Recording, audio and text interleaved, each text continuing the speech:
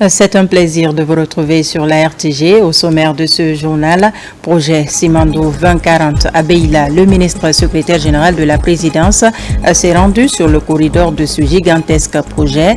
Général Amara Kamara est allé s'enquérir de l'état d'avancement des travaux sur ce site. La coopération entre la Guinée et l'Allemagne est au beau fixe. Elle se renforce davantage car une mission économique est allée à la primature. Les échanges ont porté sur la concrétisation des accords signés en 2023 entre les deux pays. C'était à Dortmund. Aussi, dans ce journal, il sera question de la fin des travaux du 15e colloque et assemblée générale de l'Association internationale des services du Trésor. Pendant 2 jours, l'on a assisté à des tables rondes et des panels. Cette année, l'accent est mis sur le rôle du comptable dans un monde vers le digital. Voilà donc pour les titres. Bonsoir à tous. Merci de nous rejoindre sur les antennes de la télévision nationale. À la une de l'actualité ce soir, le général Amara Kamara, ministre secrétaire général de la présidence, était hier à Kirouané. L'émissaire du président de la République a rendu hommage aux habitants pour leur mobilisation et tout l'intérêt qu'ils accordent au programme de développement du général Mamadi Doumbouya, à l'occasion pour le ministre secrétaire général de la présidence d'inviter la population à cultiver la paix et renforcer la cohésion sociale pour le succès du méga projet minier Simandou. Moussa Komara. Après Beila, direction Kirouané. C'est aux environs de 22 h que l'émissaire du président de la République et sa suite ont été accueillis avec enthousiasme dans sa ville natale. 38 ans après, le général de division Amara Kamara rejoint les siens pour comprendre leurs difficultés et transmettre les messages de paix et d'unité du général Mamadi Doumbouya, symbole de la refondation et du renouveau. Nous avons été mandatés par le président de la République avec des collègues, des cadres de l'administration pour sillonner la région forestière en passant par Kirouané pour voir l'état d'avancée des travaux sur le terrain. Nous avons sillonné toutes les préfectures et quelques sous-préfectures de la région forestière. On a vu des choses, on a vu des travaux, mais on n'a jamais vu cette admiration du président comme on l'a à Kirouané aujourd'hui. Nous avons eu beaucoup de peine à savoir que les populations de Kirouané nous attendaient depuis le matin. Mais il y avait beaucoup de choses à faire sur le terrain, c'est ce qui nous a retardés. Nous vous prions de bien vouloir nous excuser. Donc, Kirouané existe depuis. Mais depuis 3 ans, il y a beaucoup de travaux qui sont en train d'être faits, que ce soit à Kirouané, mais partout à l'intérieur du pays. Ces travaux sont à l'actif d'un seul homme. C'est le président Mamadi Doumbouya. Grâce à sa vision, à son leadership, à sa fermeté, il a pu conduire des politiques de transformation de notre administration publique de façon générale, mais apporter des actions claires de gouvernance qui bénéficient directement aux populations. Cela voudrait dire que chacun devrait se reconnaître à ce qui est en train d'être fait aujourd'hui en Guinée. C'est historique. On est à la frontière et au carrefour avec notre histoire et notre destinée. On a parlé tout à l'heure du projet Simandou. Simandou, c'est le projet qui devrait transformer substantiellement les conditions de vie de la Guinée et des Guinéens de façon globale. Mais il va falloir que nous cultivons en nous quelques aspects de vie commune, notamment tout ce qui est paix. Il faudrait que Kirouané soit cette ville de paix. Cette ville où on se donne les mains, cette ville où la cohabitation elle est réelle, cette ville où on accepte les étrangers. Puisqu'on est là entre frères, on peut se permettre de se dire que le contenu local, oui, c'est le président Doumbouya pour la toute première fois dans l'histoire de notre pays qui a fait voter une loi sur le contenu local. Depuis la prise de responsabilité de l'armée le 5 septembre 2021, la Guinée connaît un développement spectaculaire. La vie des Samouris n'est pas oubliée. Des chantiers d'intérêt public sont ouverts dans la ville, des rues sont bitumées. Une première depuis l'indépendance du pays. Nous devons tout cela à l'homme du 5 septembre 2021, le général Mamadi Doumbouya, et à la dynamique équipe qui l'entoure. En guise de reconnaissance, les populations de Kéréouani, par ma voix, réaffirment leur adhésion et leur soutien inconditionnel aux actions du CNRD et à son président, le général des armées Mamadi Doumbouya. La commune urbaine de Kéréouani vous rassure de son engagement aux côtés du CNRD pour la poursuite de sa mission de refondation et de développement économique et social durable de la Guinée. L'amélioration des conditions de santé par la fourniture régulière des médicaments, le tout couronné par le projet Simandou 2040, qui fera de Kéréouani la locomotive économique de la Guinée. Monsieur le secrétaire général, nous avons compris et nous apprécions positivement le contenu de l'avant-projet de la nouvelle constitution en cours de vulgarisation. Transmettez à notre président la disponibilité de la région de Kankan et à l'accompagner en toutes circonstances dans sa vision d'une Guinée unie prospère. Empreinte d'émotion, d'enseignement et de souvenirs, cette prise de contact donne l'occasion aux populations d'évoquer leurs soucis. Le bitumage du corridor Beila-Kéréouani est difficile à pratiquer à date. L'émissaire du président de la République a pris note et rassure que le président Mamadi Doumbouya en fait sa priorité.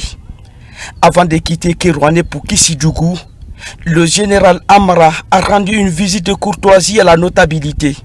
Là, des prières et des bénédictions ont été formulées pour la réussite de la refondation.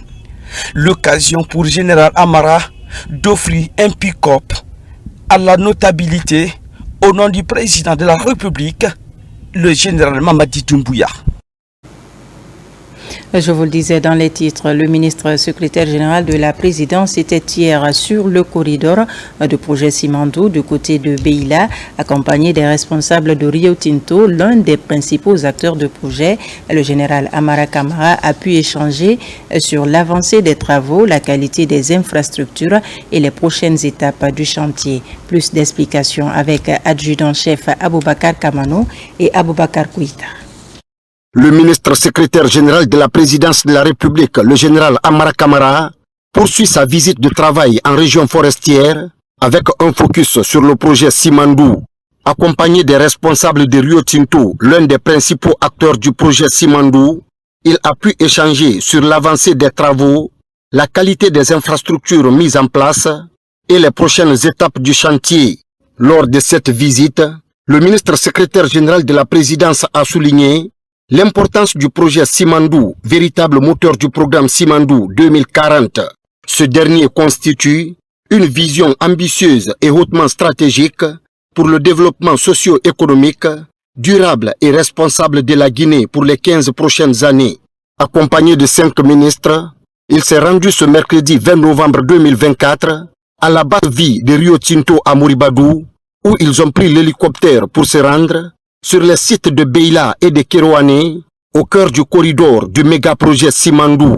Le général Amara Kamara a effectué une visite approfondie des infrastructures déjà réalisées, ainsi que celles en cours de réalisation dans le cadre de ce projet Simandou. En tant que vision stratégique, Simandou 2040 a pour objectif de renforcer l'économie nationale, créer des emplois, améliorer les infrastructures et offrir des opportunités à l'ensemble du pays. Conformément à la vision du chef de l'État, il a voulu faire de la matérialisation concrète du projet Simandou une réalité. Et il a donc mis en place un comité stratégique. Et en marge de notre tournée, nous sommes arrivés ce matin et l'occasion nous a été donnée, un briefing a été fait à l'équipe. Ensuite, nous avons effectué une visite aérienne sur l'ensemble des blocs 1, 2, 3 et 4. Et nous avons pu voir l'état d'avancée des travaux. Et globalement très satisfaisant. Et conformément aux échanges que nous avons eus, nous avons bon espoir que le délai contractuel du dernier trimestre de l'année 2025 sera atteint. Le projet Simandou tel que c'était, conformément à la vision Simandou, les acteurs ont été mis en contribution pour se retrouver autour de la table pour remettre les cartes à plat et définir le rôle et la participation de chacun. Donc il a été question de faire venir l'État dans le projet à hauteur de 15%. Et le partenaire Rio Tinto Simfer également occupe une bonne partie du projet. Et aussi WCS et son partenaire BAO. Et l'ensemble a donné le projet CTG. Donc en voyant Simandou dans sa globalité, c'est 4 composantes. La première composante, c'est le port qui est la propriété de la CTG. Également, il y a les rails, aussi une propriété de la CTG. Mais il y a les mines. Les mines, dans cette composante, il y a l'État et les partenaires industriels avec une teneur de près de 65%. Mais également l'acierie pour permettre la transformation du fer localement. Et cela permet aussi de donner un aperçu sur les opportunités que ça peut créer à la population guinéenne globalement. 3 priorités et 3 choses que ça va permettre de faire. Ça va créer des emplois pour les Guinéens de façon globale, mais aussi donner des opportunités de business pour nos entreprises. Mais l'aspect le plus important, c'est le transfert de compétences et de technologies. Donc, voyant que le projet est en train de prendre forme et vu sa dimension et les ressources que ça va générer, il a été également pensé par le chef de l'État de faire en sorte de pouvoir absorber au mieux les retombées du projet Simandou. Donc un plan de développement de la Guinée sur les 15 prochaines années à partir de 2025 a été initié. Le programme, il s'appelle le Simandou 2040. Ce programme est bâti sur 5 piliers essentiels. Le premier, c'est celui qui touche tout ce qui est agriculture et l'industrie alimentaire, mais le commerce. Le second pilier, tout ce qui est éducation et culture. Le troisième pilier, c'est l'aspect infrastructure, transport et technologie. Le quatrième pilier, c'est l'économie, les finances et l'assurance.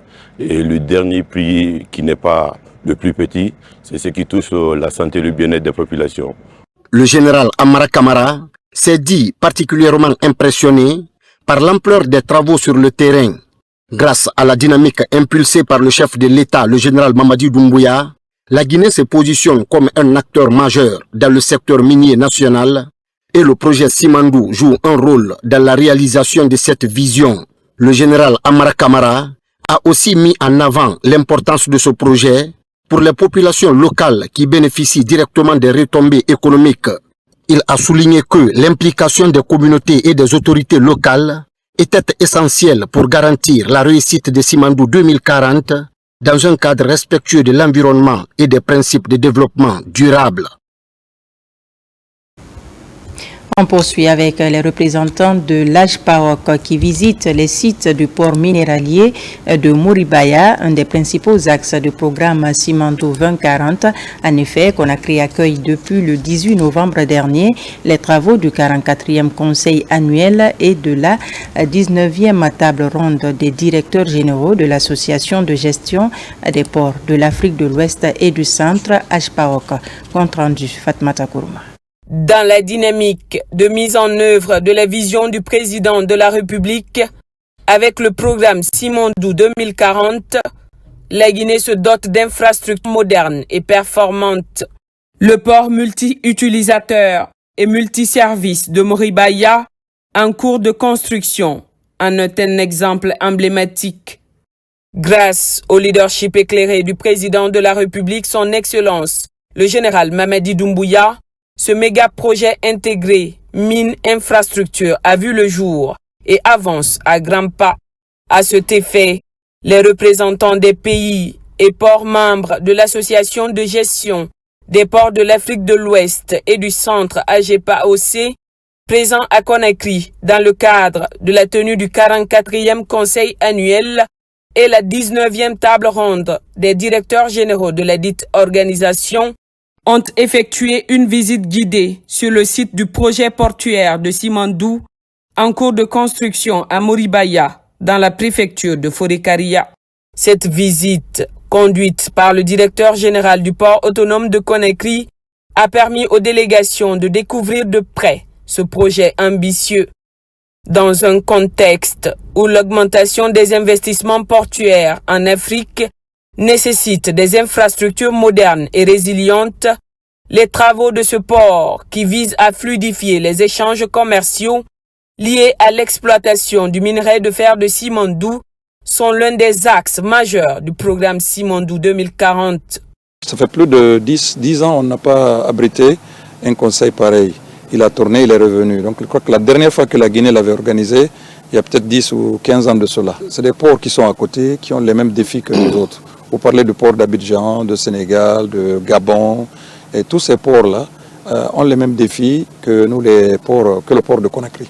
Donc on partage, on se donne des idées, on regarde qu'est-ce qui va, qu'est-ce qui ne va pas, qu'est-ce qui va mieux chez l'autre, qui ne va pas chez vous. On apprend des uns et des autres et on crée cette collaboration sud-sud. Les autorités ont eu l'initiative de faire venir tous ces directeurs de ces ports, dont 22 ports de l'Afrique de l'Ouest et du Centre, qui sont ici présents, représentés par leurs directeurs généraux, pour venir voir notre projet Simandou. Et c'est un projet phare et on apprendra beaucoup de nos partenaires et de nos collègues des autres ports, mais aussi, ils vont découvrir le boulot qui est en train d'être abattu sur le port de Moribaya. Arrivé sur le site du port de Moribaya aux alentours de 18 h, à bord d'une des flottes de la société navale guinéenne, dont la directrice était également présente, les représentants de l'association de gestion des ports de l'Afrique de l'Ouest et du Centre ont été accueillis par les représentants des partenaires industriels de la Guinée. À travers une visite guidée, les délégués ont pu voir les installations de près et mesurer l'ampleur des travaux en cours. Impressionnés, ces responsables portuaires ont salué les progrès réalisés et comptent s'en inspirer. Je voudrais d'abord saisir cette occasion pour adresser mes chaleureuses félicitations et surtout ma reconnaissance à l'égard du président de la République, chef de l'État de Guinée, le général Mamadi Doumbouya, vraiment qui, depuis qu'il est en fonction, a eu vraiment cette ingénieuse idée, cette volonté affichée de faire démarrer ce projet qui, on sait qu'il est latent depuis longtemps et qui va construire une grande révolution industrielle sur le continent africain. Nous avons profité de notre présence ici à Conakry dans le cadre de ce 44e conseil annuel de la GPAOC pour venir vivre l'expérience guinéenne qui est vraiment extraordinaire, qui est un projet qui est plein d'envie et qui montre qu'au niveau africain, nous avons le savoir-faire et nous avons nos ressources qui doivent être encore mieux exploitées pour le bien-être de nos populations. Je profite pour vous dire que moi, en tant que directeur général de l'Office des ports de Gabon, nous sommes dans un schéma similaire, à savoir que nous avons des grosses mines qui sont découvertes à près de 600 km de la zone maritime, donc ce sont des projets qui vont nécessiter principalement de gros investissements qui sont donc à l'identique de ce qui se passe aujourd'hui en République de Guinée. Donc pour moi c'est une occasion de voir ce modèle-là et de nous en inspirer. Et je disais tout à l'heure à mon frère et collègue Biro Diallo ici qu'il serait bien, je verrai dans quelle mesure avec quand même d'autres personnes, d'autres qui sont dans le minier et qui sont dans le rail, venir un peu nous inspirer du modèle guinéen qui était un très bon modèle qui suscite beaucoup d'admiration. Ce projet portuaire de Simandou permettra l'exportation du minerai de fer venu de Simandou, le plus grand gisement de fer non encore exploité au monde. Le minerai y sera transporté du site d'extraction jusqu'au port par une voie de chemin de fer qui sera réalisée à cet effet, ce qui permettra à la Guinée de maîtriser seule l'acheminement de son minerai. La mise en œuvre de cette gigantesque infrastructure portuaire démontre l'engagement du gouvernement guinéen à réaliser des infrastructures de classe mondiale. Elle illustre également la vision stratégique du président de la République de Guinée, le général Mamadi Doumbouya, de transformer la Guinée en un hub régional incontournable. Le programme Simandou réalise aussi la contournante de Bouquet. Aujourd'hui, ce projet d'envergure avance à la satisfaction des autorités. Le ministre des Mines et de la Géologie et certains membres du gouvernement ont visité cette contournante sur le terrain. Bounasila et ses collègues apprécient les avancées enregistrées dans l'exécution de cette vision du président de la République. Les images sont commentées par Saint-Martin Francina Denou. Sous le leadership du président de la République, le général Mamadi Doumbouya, la Guinée entame un tournant majeur dans son développement infrastructurel avec la réalisation en cours de la contournante de Boké, un projet d'envergure qui s'inscrit pleinement dans la vision ambitieuse du programme Simandou 2040 destiné à transformer et à moderniser le pays. Le ministre des Mines et de la Géologie, accompagné de ses homologues de l'économie et des finances, du commerce, de l'industrie et des PME, de la pêche et de l'économie maritime, vient de visiter cette infrastructure stratégique qui marque un jalon important pour la ville de Boké et ses environs. Les membres du gouvernement mesurent l'enjeu de cette contournante qui pour eux est un axe routier à péage et qui aura un impact décisif sur la mobilité et la sécurité des populations locales tout en soutenant le développement économique de la région. Cette infrastructure que nous visitons qui est en cours de construction s'inscrit dans le cadre de la vision Simandou 2040 qui est basée sur des projets concrets. Des projets transformateurs qui impactent directement la vie des populations, comme l'a souhaité le chef de l'État, le président de la République. Et dans le cadre du projet Simandou 2040 avec le comité stratégique, il y a un certain nombre de projets qui sont initiés et qui sont en cours de réalisation. Cette contournante, c'est pour permettre, c'est une route à péage, puisqu'il y a la loi sur les péages qui ont été votées par le CNT, que les gros camions, c'est l'une des routes les plus fréquentées de la Guinée, qui connecte la Guinée-Bissau et le Sénégal, pour éviter que les gros camions, y compris les camions des sociétés minières, passent par le centre-ville. Donc il y a un mécanisme de financement innovant qui a été mis en place, disons, et ce mécanisme permet d'affecter une portion des taxes minières d'une société minière, en l'occurrence GAC, pour pouvoir servir de garantie pour la réalisation de cette infrastructure, donc avec le ministère de l'économie et des finances, le ministère des infrastructures, et tout ça est coordonné avec le comité stratégique du projet Simandou, mais également avec monsieur le Premier ministre chef du gouvernement. Et nous avions travaillé ensemble afin que ce projet puisse aboutir. Donc nous voyons que ça c'est un pont de 275 mètres sur je crois le Cobon et sur le cours d'eau, et ça permet de créer le développement dans cette zone et impacter la population du Boké sur le plan positif en améliorant la connectivité autour de la ville qui est la capitale de l'industrie minière bauxitique de notre cher pays.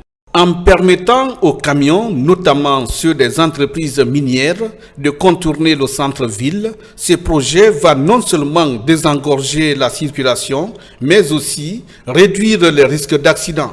Longtemps attendu, ce projet s'est vu figé dans l'inaction avant l'ère CNRD, mais aujourd'hui, grâce à la détermination du gouvernement, sous le leadership du président de la République, il devient une réalité palpable. Le comité stratégique du programme Simandou, responsable de sa coordination, a mis en place un plan d'exécution rigoureux visant à connecter Boké aux autres villes voisines et à faciliter l'intégration régionale. La vision du chef de l'État est aujourd'hui de développer ce qu'on appelle l'ensemble des infrastructures qui puissent être interconnectées les unes des autres. Cela aura pour l'avantage de nous donner une économie d'échelle. Cela permettra une fluidité, cela permettra d'accélérer l'intégration de notre pays avec les autres économies voisines, telles que celle de la Guinée-Bissau et tout le corridor, Guinée-Bissau, le Sénégal, jusqu'à Abuja. Alors c'est en exécution de cette vision que le président, le général Mamadi Doumbouya, nous a demandé de bien suivre l'exécution et l'aboutissement de ce projet, dont l'avantage n'est pas démontré, puisqu'il va asseoir une base d'autofinancement parce que ça va être une route à péage. Une route à péage permet à l'État forcément de dégager un espace budgétaire à l'effet d'orienter ses économies dans le sens de la construction des infrastructures à caractère social, telles que les écoles, telles que les hôpitaux, tels que les centres de santé. Et donc, comme c'est une route à péage, il y a l'alternative qui est également offerte aux usagers. La contournante de Bokeh, c'est aussi un investissement dans la sécurité routière et constitue un levier de croissance pour le commerce régional et une promesse d'une Guinée plus intégrée et plus moderne. À l'actualité nationale, c'est aussi la délégation du Conseil national de la transition qui poursuit sa tournée de supervision de la campagne de vulgarisation de l'avant-projet de la nouvelle constitution. Après l'étape de Sigiri, le président du CNT et sa suite étaient hier à Mandiana. À l'image de la précédente préfecture, les populations de Wassolon s'engagent à soutenir l'initiative. Reportage de Mohamed Lamine Kamara. Dans sa tournée de supervision de la campagne de vulgarisation de l'avant-projet de nouvelle constitution en Haute-Guinée après l'étape de Sigiri, la mission du Conseil national de la transition arrive à Mandiana. Ici, dans la cité de Madi Kandji Diallo, le président Dr Dansa Gourma est accueilli comme un fils digne de Wassolon. Pour montrer toute leur satisfaction pour cette visite, la population, par le biais des autorités locales et la confrérie des chasseurs, ont offert un présent symbolique appelé dans la langue du terroir d'un souverain ou l'habit du chasseur, ce qui d'ailleurs signifie l'adhésion totale des populations de Mandiana à l'initiative de vulgarisation de l'avant-projet de nouvelle constitution. En ma qualité de messager de la commune urbaine de Mandiana, en reconnaissance de cette marque de considération à l'endroit de chaque Guinéen pour qu'il apporte sa contribution à l'édification de notre Constitution. J'ose une fois encore réaffirmer notre détermination grâce à notre union à s'investir pour la vulgarisation de cet avant-projet de la nouvelle Constitution qui nous ressemble et qui nous rassemble. Monsieur le Président, votre présence parmi nous nous rassure davantage car elle nous permet d'être édifiés sur le contenu de la nouvelle Constitution afin d'obtenir la contribution de chaque Guinéen d'où qu'il se trouve dans la vie de notre pays. Cela est le témoignage éloquent de l'attention particulière que son Excellence, Monsieur le Président de la République, attache à son peuple. L'occasion a été mise à profit par cette population d'attirer l'attention de la délégation du CNT sur le manque de plusieurs infrastructures sociales de base dans cette préfecture. Mes porte-messagers auprès de son Excellence, Monsieur le Président de la République, pour le transmettre avec honnêteté, avec dévouement et avec déférence l'ensemble des recommandations ou des requêtes qui ont été présentées ici par la population de Mandiana, représentée par ses principaux responsables. La population de Mandiana, qu'aucun changement, aucun développement n'est possible sans le soubassement. Pour qu'une maison puisse résister au vent, au soleil, aux intempéries, il faut que la fondation soit solide. Et cette fondation aujourd'hui est illustrée par la Constitution. Nous vous proposons une Constitution sous la clairvoyance de Monsieur le Président de la République, une Constitution de refondation, une Constitution de rectification institutionnelle et une Constitution pour renforcer et cimenter la cohésion et une Constitution de développement où l'éducation des enfants jusqu'à l'âge de 16 ans devient obligatoire et leur maintien à l'école devient obligatoire à la charge de l'État. Deuxièmement, la Constitution prescrit comme une obligation la couverture santé universelle pour que tous les enfants, toutes les filles, tous les fils de Guinée, les jeunes, les enfants, les vieux et les femmes soient pris en charge, quelles que soient leurs conditions sociales, quels que soient leurs revenus, qu'ils soient soignés dans les mêmes conditions que les riches.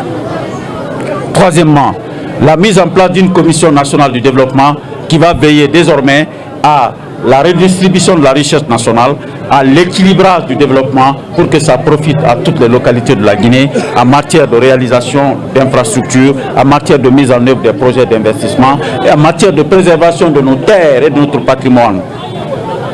Ensuite, nous proposons cette fois-ci, dans la Constitution, l'impossibilité de vendre les terres de notre pays aux entreprises étrangères. une disposition constitutionnelle majeure et innovante. Auparavant, la délégation du CNT a rendu une visite à la notabilité de Mandiana. Les sages, à leur tour, ont donné l'assurance avec conviction toute leur satisfaction aux actions de développement enclenchées dans tous les pays par le CNRD et le gouvernement. Ils ont aussi réaffirmé le soutien de tout Mandiana à l'esprit de l'avant-projet de nouvelle constitution. Juste après ce journal, vous suivrez la campagne de vulgarisation de l'avant-projet de la nouvelle constitution dans les localités de Koundembadou, Gawal, Koundara et Massanta.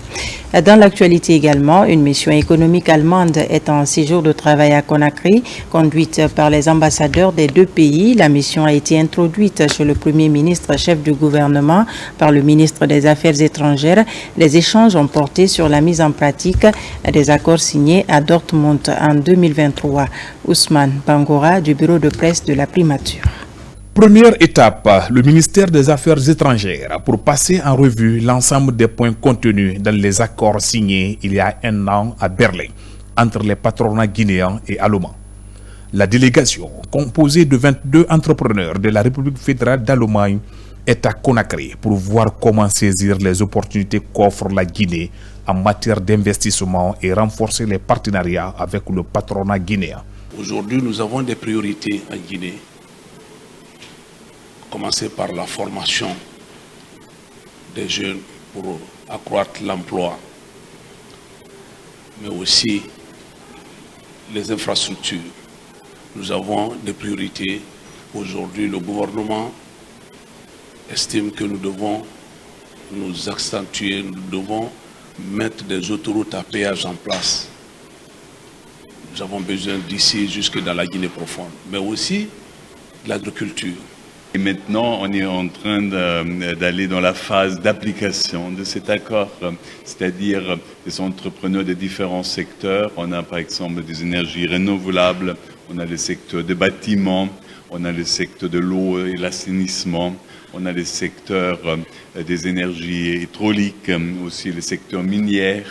Donc c'est une délégation qui est vraiment très puissante et qui présente même aussi des grosses entreprises comme Siemens, qui est venue ici pour élucider les opportunités, pour explorer les différentes pistes. La délégation a ensuite été introduite auprès du Premier ministre, chef du gouvernement, par le ministre des Affaires étrangères. Amadou Ouriba a expliqué à la mission allemande la vision du président de la République, le général Mamadi Doumbouya, concernant l'ouverture du pays à toutes les initiatives de développement, tout en précisant la place importante accordée au secteur privé dans ce processus. Il y a un an que le président de la République a demandé à ce que l'on mette sur place la diplomatie économique.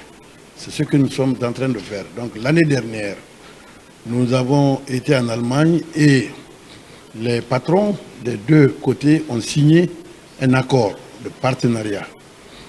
Et aujourd'hui, nos partenaires allemands viennent dans un contexte particulier, c'est ce que je leur ai dit. Avant, ils venaient avec des projets, mais avec la vision du chef de l'État, la vision Simandou 2040. La Guinée s'est rénovée, la Guinée est en train de se refonder. La Guinée a un programme maintenant, une vision. Et nos partenaires viennent, ils regardent cette vision, ils regardent ce programme et ils nous disent voilà ce que nous pouvons faire dans ce programme. Donc ce n'est plus des projets que nous achetons, c'est un programme que nous vendons. Et je suis heureux de voir que le patronat allemand a pris ça avec beaucoup de sérieux et avec beaucoup d'appréciation. Parce que quand on dit Simandou 2040, ce n'est pas un projet minier, comme les gens le disent, non. C'est une vision, c'est un programme de développement de la Guinée. Une séance de travail est prévue dans les heures à venir entre les secteurs privés des deux pays. Les recommandations issues de ces discussions devront permettre à l'État guinéen de renforcer sa diplomatie financière. Berlin et Conakry comptent rendre plus dynamique leur coopération bilatérale. Et puis, la Guinée s'est lancée dans un vaste chantier de digitalisation de sa commande publique, un projet d'envergure soutenu par la plus haute autorité de l'État et pour lequel l'autorité de régulation des marchés publics peut compter sur l'expertise rwandaise. Les responsables en charge de ce projet ont été reçus par le Premier ministre chef du gouvernement, Ousmane Bangura, pour plus de détails. Pour répondre aux enjeux du processus de digitalisation des marchés publics en Guinée, une délégation rwandaise conduite par son ambassadeur en poste en Guinée rencontre le Premier ministre chef du gouvernement, entouré des membres de son cabinet. Ici, l'ensemble des acteurs sont mobilisés pour évoquer les axes de collaboration en vue d'une digitalisation sécurisée de l'État.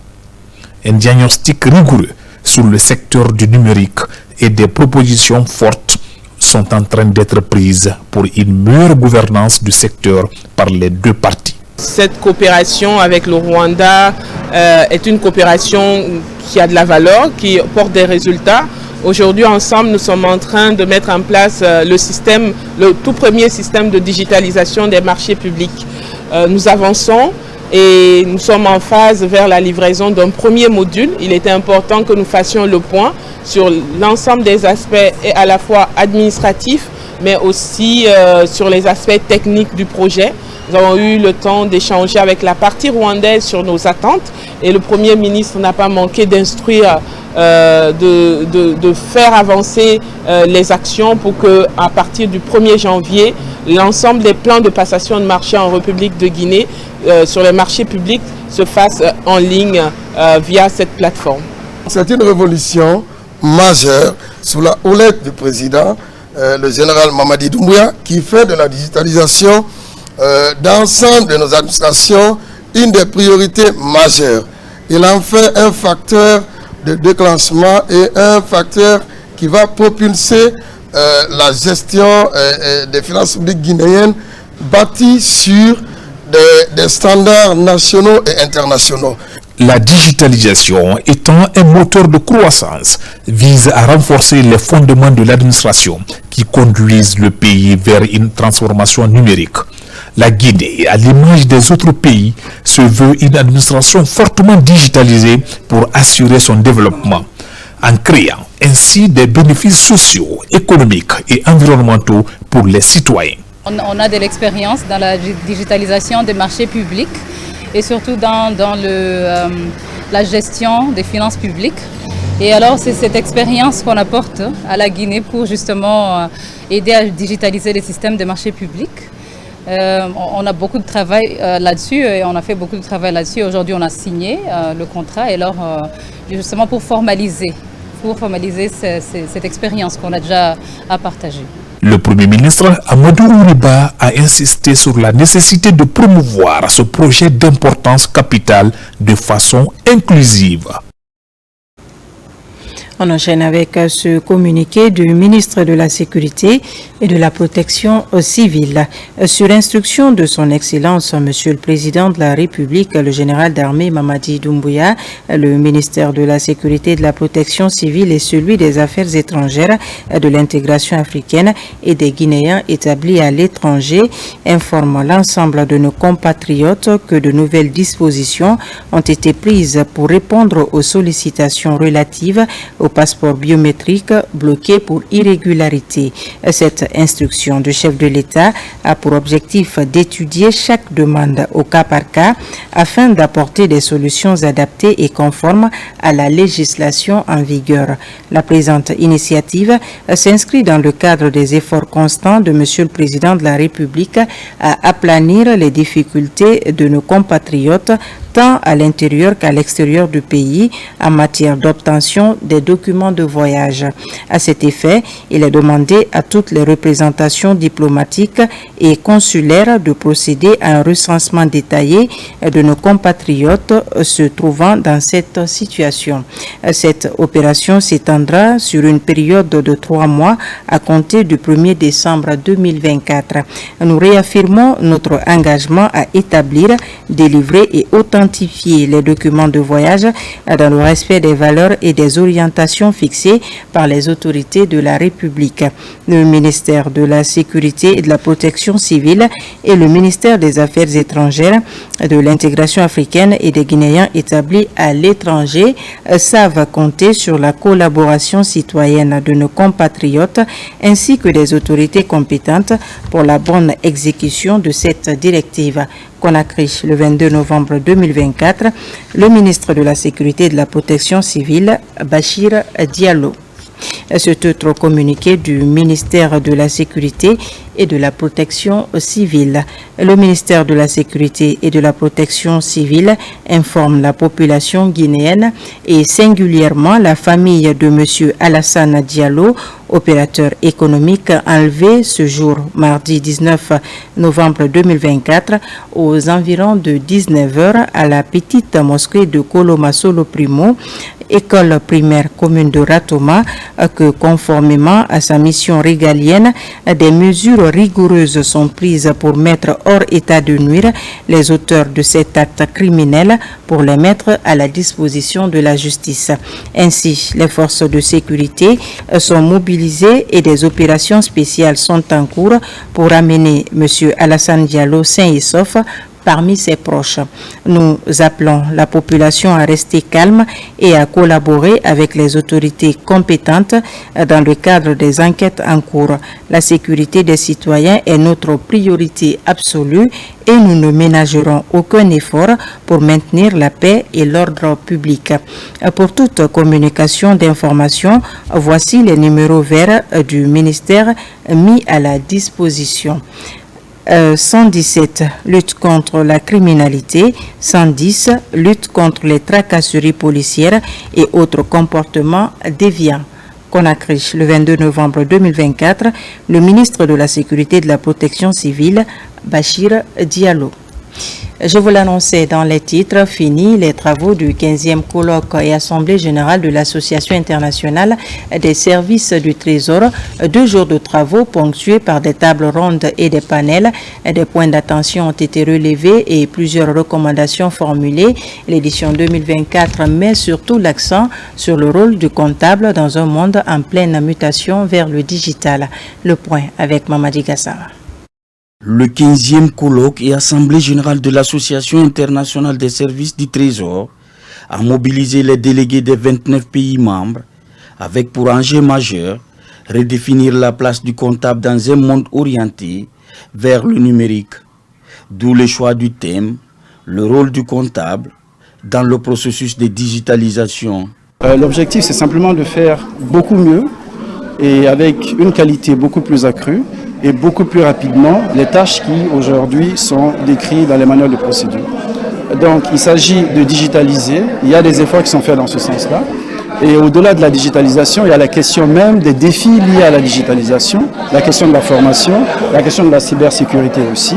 Et au-delà de tout ça, il y a une couche aujourd'hui qui est ajoutée à toutes ces problématiques, c'est l'intelligence artificielle.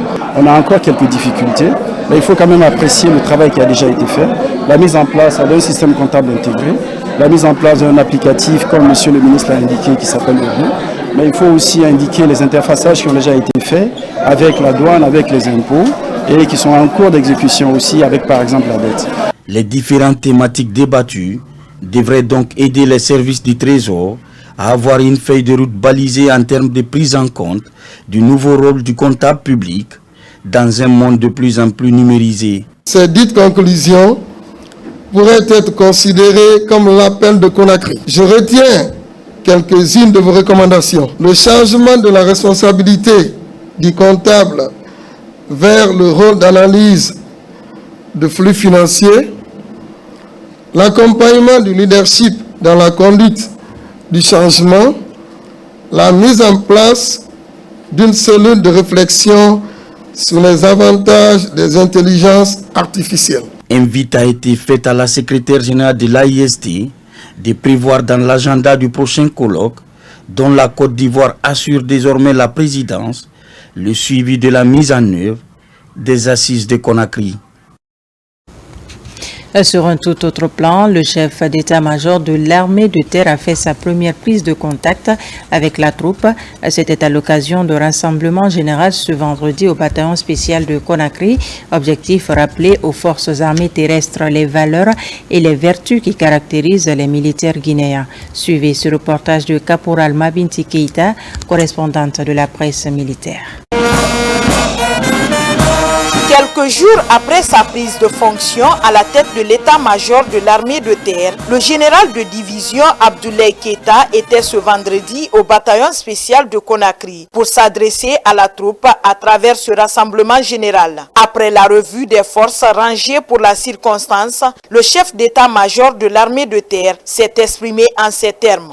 C'est une responsabilité que je m'efforcerai d'exercer avec fierté, humilité et un engagement envers vous qui formez la colonne vertébrale de notre armée. En ce moment solennel, sous le leadership du chef suprême des armées, les forces armées guinéennes en général et l'armée de terre en particulier sont entrées dans une phase de restructuration en profondeur pour répondre de manière opérationnelle et professionnelle aux enjeux sécuritaires de demain. Au cours de ce rapport de place, le général de division Abdoulaye Keita a rappelé les vertus et les valeurs républicaines qui caractérisent l'armée guinéenne. Ce défi, nous ne pourrons le relever qu'ensemble, chacun à son niveau, du général au soldat. Le succès de notre mission repose sur les principes simples de l'état de militaire, à savoir le respect de la hiérarchie, de la discipline, le devoir d'obéissance, mais aussi de l'amour de ces hommes. J'insiste sur ça, de l'amour de ces hommes. Vous êtes le cœur battant de notre nation, la force vive qui assure sa sécurité, sa stabilité et sa souveraineté. Chaque jour, par votre discipline, vous portez haut les valeurs de l'armée, l'honneur, la fidélité et le dépassement de soi. A signalé que ce rassemblement général a mobilisé toutes les unités d'infanterie de la capitale. Les autorités militaires se rendent également au chevet des anciens combattants pour connaître leur état de santé. Et ceci intervient après la célébration de l'armistice, une initiative du président de la République qui vise à prendre en compte ces pionniers de l'armée guinéenne déjà à la retraite. Cette opération a touché toutes les structures sanitaires du pays. Caporal Mabinti Keita, correspondante de la presse militaire. Quelques jours après la célébration de l'armistice, la directrice générale des pensions militaires et anciens combattants sillonne certaines structures sanitaires de la capitale. En compagnie des membres du CNRD, la générale Fatoumata Yari Silla est allée au chevet de ses anciens soldats alités. En toile de fond, s'enquérir de l'évolution de leur état de santé après de loyaux services rendus à la nation. Nous qui sommes actifs aujourd'hui, nous ne serons pas abandonnés quand nous serons à la retraite, car nous voyons les preuves. Nous souhaitons que l'esprit de solidarité, le soutien que le général président Mamadi Doumbouya est en train de mettre, que cela continue. Du centre médico-chirurgical du BSC, en passant par l'hôpital sino-guinéen, les centres hospitalo-universitaires de Donka et Ignasdine, le BICC, jusqu'à l'hôpital militaire du BQG, partout, la générale Fatoumata Yari Silla a transmis les salutations du président de la République à ses vaillants guerriers, tout en leur réitérant son engagement à valoriser ces pionniers de l'armée guinéenne. Le président de la République nous a mandaté au chevet des anciens combattants alités dans les différents hôpitaux.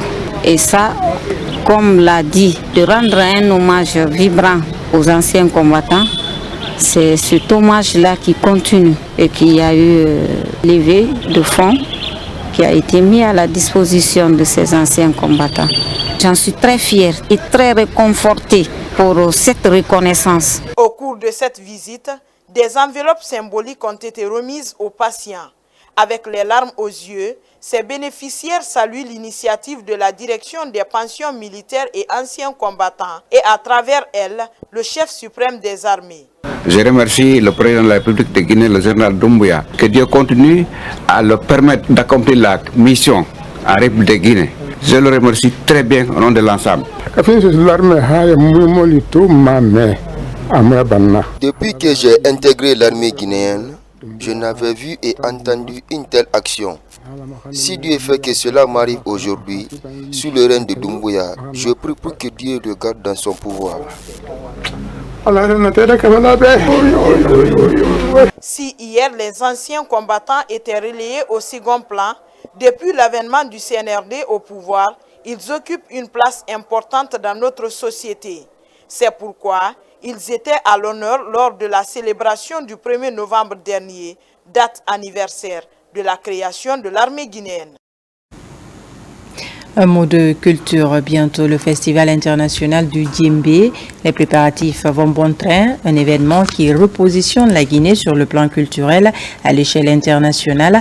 Face à la presse, le ministre Moussa Moïse Silla invite les Guinéens à s'approprier le festival pour revaloriser la culture nationale. Ousmane Ba et Mamadou Dioumaba étaient présents. Le djembé, un maillon fort de la culture guinéenne, un instrument qui se retrouve dans toutes les communautés en Guinée, d'où son choix pour tirer les autres instruments traditionnels en voie de disparition vers le haut à l'occasion du Festival international du djembé.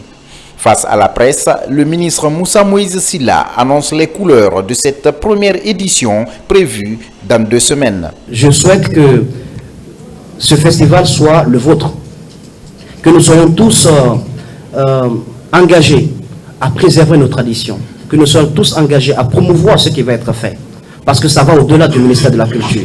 Ça porte sur notre identité en tant que Guinéens, ce qui nous distingue des autres, ce qui nous caractérise et nous particularise dans le monde. Dans le concert de la nation, lorsque chaque peuple vient avec sa particularité, la mosaïque qui est créée est une belle mosaïque. Le Festival international du djembé sera un outil politique et diplomatique pour repositionner la Guinée sur le plan culturel à l'échelle internationale. Il sera célébré sous le thème « Préservation et innovation ». Une coopération culturelle comme pour jumeler instruments traditionnels et modernes, percussions et musique électronique. Le Festival international du djembé sera l'occasion pour nous de reprendre la place qui nous revient de droit. C'est cela le R du repositionnement du CNRD. Le repositionnement sur le plan culturel, sur la scène internationale. Dans tous les festivals où l'on parle de percussion, il faut que, quand on pense à l'Afrique, qu'on pense à la République de Guinée. Ce serait une façon pour nous de rendre hommage à nos aînés, à ceux qui ont ouvert de grandes écoles de percussion dans le monde. Au-delà de son côté festif, l'événement va promouvoir l'employabilité et générer des revenus pour les artistes. Les autorités se disent déterminées à s'investir pour célébrer le festival dans toute sa grandeur. L'événement est prévu du 4 au 8 décembre prochain à la plage de Kamayen. Installés il y a quelques semaines, les conseils de quartier de la commune de Matam viennent de recevoir leur cachet et certificat de résidence.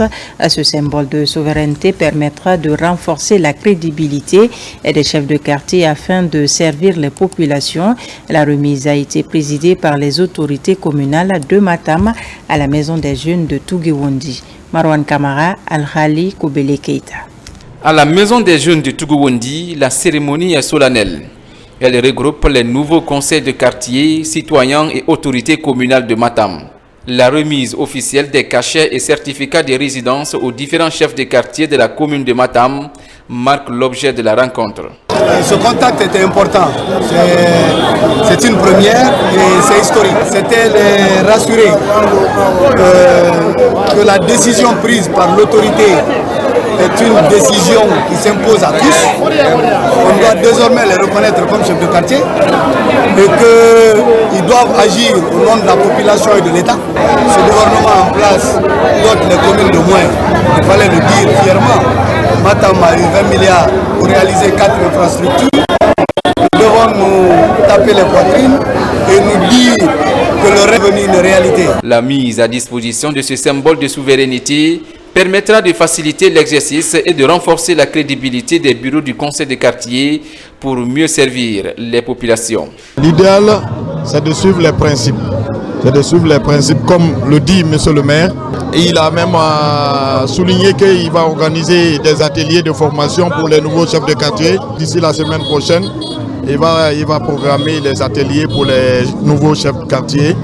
Et à travers ça, nous saurons comment évoluer les choses. Les dispositions que je dois prendre au niveau de mon quartier, d'abord, je fais face aux travaux de l'assainissement. À la jeunesse aussi, je leur promets quelque chose. J'ai envie de faire un bon travail dans mon quartier, Inch'Allah. À travers cette remise des décisions d'habilitation au bureau du quartier, les autorités communales de Matam comptent accélérer et répondre aux besoins cruciaux des populations.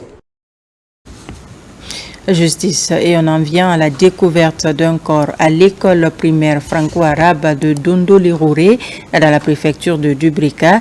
Il s'agit de Aïchaba, âgée de 9 ans. Suite à cette découverte macabre, les conclusions du médecin légiste ont prouvé que la fille a subi une mort violente suite à un viol. Pour ce faire, le parquet d'instance a engagé des enquêtes pour situer les responsabilités. En attendant, le procureur de la République près le tribunal de première instance de Dubrika appelle à la retenue et rassure l'opinion. Elhadj Mamadou Kamara est au micro de Tierno Younoussaba. C'est cette foule immense composée des élèves, des autorités communales, religieuses de Matam, la délégation gouvernementale, des proches de Safiatou Diabaté, venus lui rendre un dernier hommage. La défunte, une élève de 17 ans, en classe de terminale, sciences sociales, en même temps représentante de Matam au sein du Parlement des enfants de Guinée, a tiré sa révérence la nuit du mercredi à jeudi. C'est son téléphone resté alimenté pendant qu'elle dormait qui est à l'origine du drame. Dans les témoignages, on attendait un seul message. Safi fut un modèle, une fille brillante tant à l'école qu'au sein du Parlement des enfants où elle était la voix des sans-voix. Toi qui savais faire beaucoup avec si peu, toi qui savais cultiver l'amitié, tu rendais ces moments rares. Comment les oublier? Comment oublier l'amie fidèle et généreuse, la collègue honorable, appréciée et attentionnée, la voix des sans-voix engagée et prête à servir que tu as toujours été. Je suis très ravie de voir ce beau monde au symposium, notamment les personnalités comme la ministre de la promotion féminine, les autorités locales. Safi est une fille exemplaire. Elle m'a rendue toujours heureuse. Je n'ai jamais été confrontée aux problèmes que les autres mères de famille ont connus dans l'éducation de leurs filles.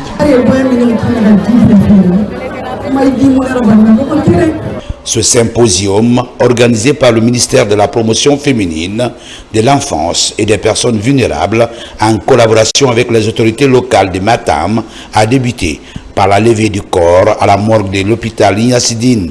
Il visait, pour ces personnalités, de rendre un dernier hommage à Safiatou Diabaté avant de regagner sa dernière demeure. Sa disparition tragique survenue juste après la célébration de la journée de l'enfance, un moment symbolique dédié à l'avenir de notre jeunesse, a laissé un vide immense dans notre cœur et dans notre communauté. En tant que maire de Matam, je me fais un devoir de souligner l'importance de cet événement. Non seulement pour honorer la mémoire de Safiatou, mais aussi pour rappeler l'importance de son engagement en faveur des droits des enfants et de la jeunesse de notre région. Safiatou, quand tu regagnais ton lit la veille, tu ambitionnais de te réveiller et de venir au combat, qui était celui de ta brave équipe de parlementaires juniors. Ce combat ne consiste en rien d'autre que défendre, solliciter et même arracher au forceps le respect des enfants, puis de la nation. Safiatou Diabaté repose désormais au cimetière de Tougouondi, dans la commune de Matam. Paix à son âme. Voilà, c'était plutôt donc la page noire de cette édition. Safiatou Diabaté, ancienne députée de la commune de Matam au sein du Parlement des enfants, qui a regagné sa dernière demeure ce vendredi au cimetière de Kouléoundi. Mais avant, cette jeune fille a eu droit à un dernier hommage, des hommages rendus par les populations de Matam, ses proches collaborateurs, sa famille biologique et les autorités en charge du département de l'enfance. C'était un reportage de Mohamed de Camara.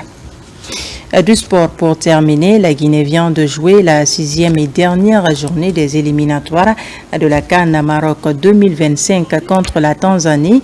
Le Sili dans ce match a été battu par les Taifa Stars sur le score d'1-0. Un match joué dans des conditions difficiles liées à un certain nombre de manquements constatés par la Fédération guinéenne de football. Avant et après le match, la Guinée a donc porté réserve contre l'équipe nationale tanzanienne auprès de la CAF. Djibril Kamara pour plus d'éclaircissements. La défaite du Sili national de Guinée face au Taïfas de la Tanzanie serait occasionnée par plusieurs manquements de la Fédération tanzanienne de football. Ces manquements pourraient entraîner l'élimination de l'équipe tanzanienne de football conformément au règlement de la Coupe d'Afrique des Nations établi par la Confédération africaine de football CAF. Avant le coup d'envoi de ce match entre la Tanzanie et la Guinée, le Sili national de Guinée était deuxième du groupe H avec 9 points derrière les Léopards de la RDC. Vu la performance du Sili national lors des 3e, 4e et 5e journées des éliminatoires de la Coupe d'Afrique des Nations, avec 3 victoires d'affilée, la Fédération tanzanienne de football passe par une stratégie de déstabilisation du moral des joueurs. Entre autres, le changement de l'heure du coup d'envoi à 48 heures du rendez-vous, initialement prévu à 19h GMT pour 13h GMT, pour des raisons, dit-on, d'éclairage. Une décision contestée par la Fédération guinéenne de football, mais finalement confirmée par la CAF. Dans une correspondance adressée à la Confédération africaine de football, la Guinée a rappelé cette instance à l'ordre pour le respect de ses propres règlements et statuts pour une question d'équité. Après 9 heures de vol entre Abidjan et Dar Salam, les joueurs n'ont pas eu suffisamment de temps pour la reconnaissance du terrain. Une équipe nationale qui va à l'entraînement sans escorte est bloquée dans un embouteillage monstrueux avant de retrouver plus tard un terrain d'entraînement avec une pelouse non conforme, ce qui n'a pas permis à l'entraîneur guinéen de faire sa mise en place. Autre manquement réglementaire constaté pour cette rencontre est l'annulation unilatérale de la conférence de presse d'avant-match par la Tanzanie au vu et au su des officiels de la CAF. À cela s'ajoute le manque du panneau d'affichage électronique au stade de Benjamin pour permettre aux parties de lire le chrono du match. Malgré tout, la Guinée était focus sur son match. Le jour du match, les joueurs guinéens ont eu du mal à rentrer en possession de leur accréditation, car la Fédération tanzanienne de football n'a accrédité au départ que 16 joueurs sur 24.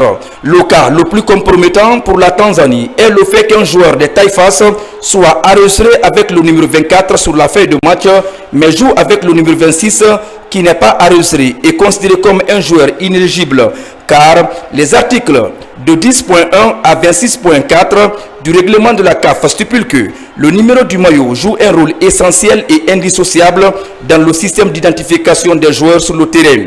Il permet aux arbitres, officiels et équipes adverses d'identifier chaque joueur au cours du match.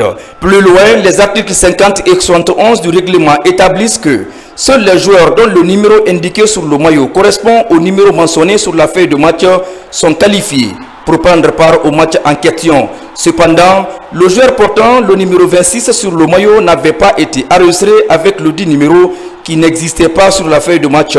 La Tanzanie a donc utilisé un joueur non qualifié en application de l'article 47 du règlement de la CAF, lequel dispose que toute erreur administrative en matière d'enregistrement des joueurs, l'association nationale concernée sera suspendue de participation à l'édition suivante de la CAN et son équipe sera éliminée de la compétition si cette dernière est toujours en cours.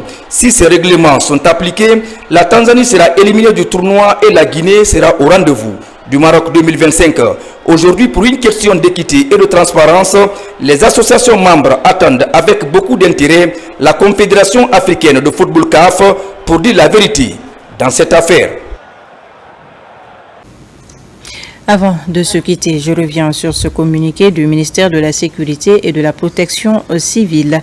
Sur instruction de son Excellence, Monsieur le Président de la République, le général d'armée Mamadi Doumbouya, le ministère de la Sécurité et de la Protection civile et celui des Affaires étrangères, de l'intégration africaine et des Guinéens établis à l'étranger informent l'ensemble de nos compatriotes que de nouvelles dispositions ont été prises pour répondre aux sollicitations relatives au passeport biométrique bloqué pour irrégularité. Cette instruction du chef de l'État a pour objectif d'étudier chaque demande au cas par cas afin d'apporter des solutions adaptées et conformes à la législation en vigueur. La présente initiative s'inscrit dans le cadre des efforts constants de Monsieur le Président de la République à aplanir les difficultés de nos compatriotes tant à l'intérieur qu'à l'extérieur du pays en matière d'obtention des documents de voyage.